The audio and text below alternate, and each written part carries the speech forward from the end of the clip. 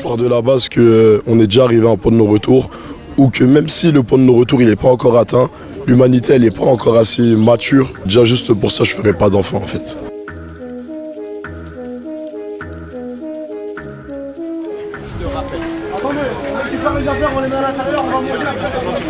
Génial, le trajet génial, ambiance à fond. On est prêt, voilà, on est prêt pour tout recycler là. Soyez les bienvenus. Allez-y. Le deuxième point très important de ce week-end, c'est d'imaginer ce week-end comme une fabrique d'idées durables, lors de laquelle on va repenser notre société et repenser les projets durables qu'on aimerait bien voir naître, voir émerger. On attend des actions plus concrètes au sein même de la jeunesse et de la ville de Montreuil. Personnellement, j'attends plus grand chose de l'État, malheureusement. Si on veut agir, c'est aux collectivités de le faire. Et dans cette question d'urgence et de concrétisation de projets, tu sais un peu quelles sont les perspectives après ce week-end ? Alors l'idée c'était vraiment d'en sortir avec des actions locales et après c'est la mise en œuvre des projets, la concrétisation de vos actions, de ce que vous aurez proposé, quoi. De l'industrie, du transport, l'utilisation des bâtiments et déforestation. Pourquoi il l'avait pas mis là. Ah ouais? Non, carrément. Avant, on est comme ça. On est présent aujourd'hui, mais parfois on a du mal à comprendre comment ça se passe entre utiliser sa voiture et les canicules ou la hausse du niveau de la mer. Donc là, avec ce petit jeu ludique, vous allez reconstituer un peu tous les maillons de cette chaîne et comprendre comment ça s'imbrique. Je trouve que la fresque du climat nous a beaucoup aidé à notamment comprendre de manière plus simple, de manière plus éducative et plus amusante entre guillemets. Et je trouve que c'est une très bonne approche pour parler du principal enjeu de pourquoi on est là, le climat. Et c'est tout un processus avec des termes très complexes mais qu'on est en train d'échanger ensemble et on se complète les uns les autres. Il y a une caractéristique à Montreuil. Il y a de l'engagement. Il y a le fait que dès le jeune âge, à Montreuil, nous sommes en quelque sorte baignés dans une culture qui n'est pas une culture de soumission, qui est une culture d'esprit critique. Savoir dire non, savoir dire ce que l'on veut, savoir se tenir droit, fièrement et affirmer ce que l'on veut dans la vie. Sur la consommation, c'est tout bête, mais on fait pas attention. Par exemple, on a envie de se faire plaisir, on va acheter par exemple une canette de l'épicerie, on a envie de se faire plaisir tranquille. On jette la canette à la poubelle, mais on se dit pas que ça va brûler, que ça va émettre du CO2, tu vois, c'est plein de petits détails comme ça qu'on se dit ouais ça va impacter sur ça, mais on va pas se restreindre, on se dit pas ah merde ça fait ça. On n'a pas ce réflexe au quotidien. On n'a pas ce réflexe. On peut sensibiliser le gouvernement de demain à ce genre de problème et aujourd'hui faire en sorte qu'on agisse, créer des mouvements, créer des réformes, des projets de loi. Je pense que c'est vraiment le plus important et c'est d'essayer en fait.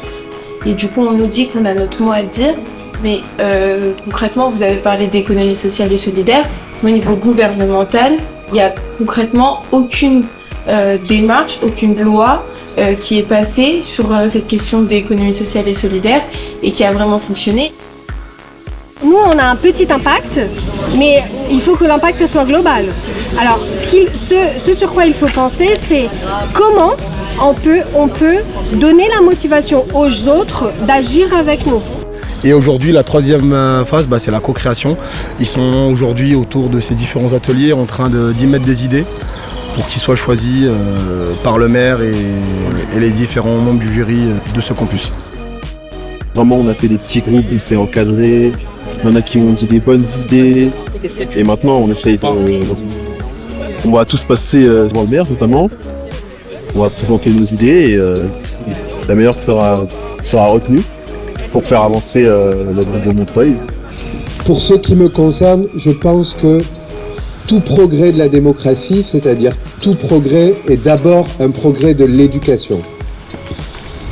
C'est parce que nous avons la capacité de penser et de comprendre le monde que nous pouvons le transformer.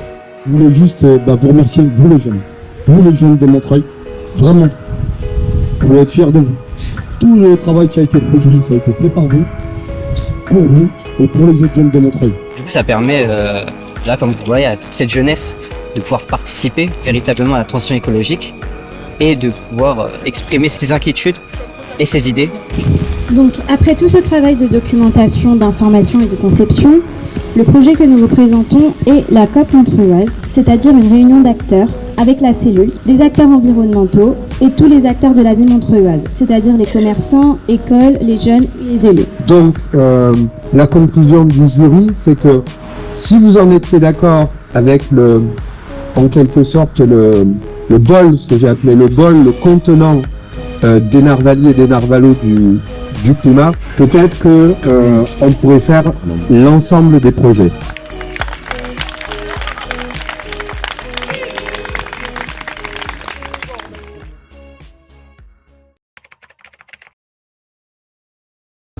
Bonjour à toutes et à tous, j'espère que vous allez bien.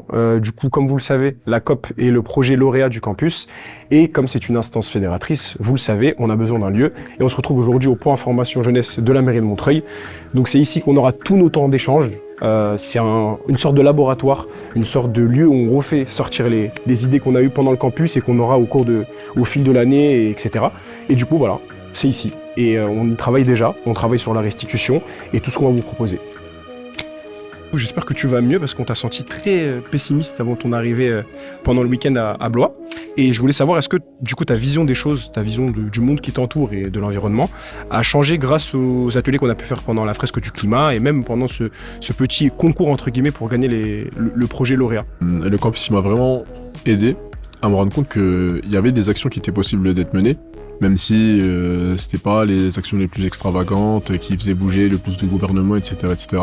Mais j'ai vraiment compris qu'il était possible de mener des actions à échelle locale qui étaient susceptibles de faire bouger les choses. Parce que les ateliers, en fait, ils m'ont poussé après à faire des recherches suite au campus, et ça m'a permis de faire mûrir la graine de l'optimisme dans mon esprit. Alors ça m'a appris des choses, mais c'était plus sur un aspect mondial, quoi. Sur les systèmes, comment est-ce que le changement climatique il arrivait, comment il se formait, comment on pouvait l'empêcher. Mais sur l'aspect pratique de la vie de tous les jours, ça n'a pas tellement changé. Vraiment, c'était sur un aspect plus global, quoi, la fresque du climat. D'accord. Mais ça m'a beaucoup appris, quoi. Okay. Le campus climat a été très ressourçant, a été essentiel dans la prise de conscience. Maintenant, j'ai une grande bouteille en plastique, je vais penser un peu à ce qui se passe dans la mer, dans les océans. Et ça, c'est vraiment notamment un résultat grâce à la fresque du climat. Vous voyez, quand on voit des personnes souffrir, maladies, etc., on se dit, c'est une grande bouteille, certes, c'est une bouteille, mais ça a des conséquences. Et donc, c'est dans nos têtes, dans nos esprits, et je pense que ça a été essentiel. Comment tu as senti ces jeunes-là? Est-ce que tu as vraiment ressenti l'engagement qui se dégageait à travers ce week-end? Ces jeunes qui sont considérés comme des ambassadeurs du climat, ont sensibilisé d'autres jeunes de Montreuil qui n'ont pas eu l'opportunité de participer. Et aujourd'hui, ils sont plus motivés que jamais. Et ils sont surtout aujourd'hui contents d'avoir eu l'opportunité de s'engager. Notre rôle en tant que professionnel de la ville, ça sera d'accompagner ces jeunes à réaliser les différentes propositions qui ont été mises à Blois, notamment la mise en place de la COP. Je suis avec Shaima qui a participé au campus climat aussi et je voulais savoir, après le week-end à Blois, est-ce que vous avez pu réfléchir à la faisabilité de tous les projets, de certains projets ou d'un projet en particulier? Oui, salut Walid. Oui, le campus de Montreuil, c'était pas qu'un week-end. On s'est retrouvés à travers plusieurs temps de travail par la suite pour penser déjà la suite de nos projets avec du recul et aussi pour penser le après 2024, quel projet va voir le jour. On a vu que la COP montreuilloise, qui a été le projet lauréat, c'était un projet en fait qui regroupe l'ensemble des thématiques qui ont été abordées et finalement c'est celui qu'on a voulu le plus penser de manière opérationnelle. Avec ton groupe, pendant le campus du climat, vous avez travaillé sur les mobilités douces et notamment on peut citer le vélo parce que tu es toi-même utilisateur de Vélib à Montreuil et je voulais savoir, est-ce que votre projet il a évolué, est-ce qu'il est au point mort? On peut en savoir un peu plus. On a analysé, on a constaté plusieurs problèmes à Montreuil, notamment avec un déséquilibre de l'accès aux mobilités à Montreuil entre le bas et le haut, donc entre la Boissière, le Morillon, etc. Et ici par exemple côté mairie de Montreuil. Et suite à ce problème, on a donc rapidement effectué du travail avec l'élu Gaylor Le Shaker, avec qui on est en train de voir pour essayer d'aménager, de faciliter l'accès au vélo et aux mobilités douces aux personnes qui habitent du coup dans le Haut-Montreuil, les Grands Pêchers, etc. Je sais que pendant le campus, on a eu une proposition de projet sur les potagers et sur les toits de Montreuil. Est-ce que tu peux m'en parler un peu plus? On a eu un projet qui a vu le jour lors du campus Montreuil 2023.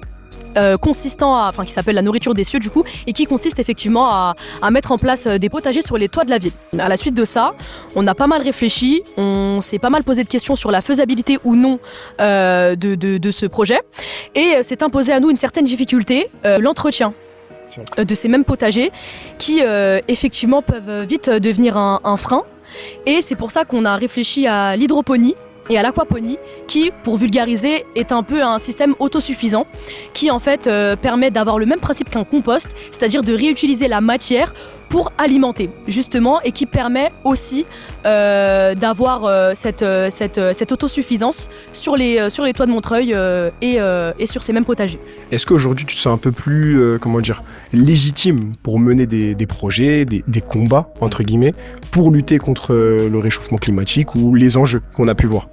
Globalement, je me suis jamais vraiment senti illégitime pour faire ce genre de choses. Disons juste que je disais juste que c'était pas mon devoir de le faire, tout simplement.